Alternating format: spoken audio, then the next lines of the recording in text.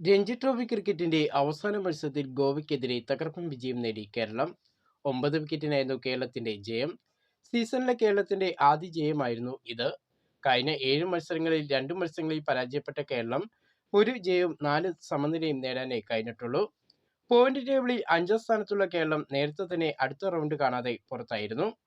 ഗോവയ്ക്കെതിരെ മികച്ച ബാറ്റിംഗും മികച്ച ബൗളിംഗുമായിരുന്നു കേരളം പുറത്തെടുത്തത്.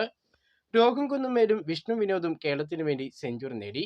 രോഹൻ 153 റൺസും വിഷ്ണു വിനോദ് 113 റൺസുമാണ് നേടിയത്.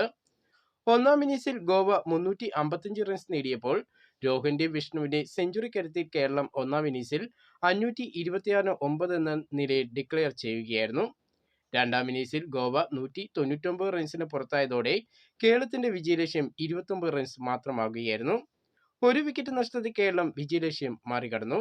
രണ്ടാം ഇന്നിംഗ്സിൽ അഭിഷേക് നായരും സൽമാൻ നിസാറും ചേർന്ന് കേരളത്തെ വിജയത്തിൽ എത്തിച്ചപ്പോൾ സച്ചിൻ ബേബിയുടെ വിക്കറ്റ് മാത്രമാണ് കേരളത്തിന് നഷ്ടമായത്.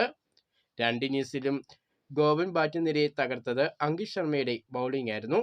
ആദ്യ ഇന്നിംഗ്സിൽ 6 വിക്കറ്റ് നേടിയ താരം രണ്ടാം ഇന്നിംഗ്സിൽ 3 വിക്കറ്റ് വീഴ്ത്തി. ബാറ്റിംഗിലും ബൗളിംഗും മികവ് കാട്ടിയ അങ്കിത് ശർമ്മയാണ് കളിയിലെ താരമായി മാറിയത്.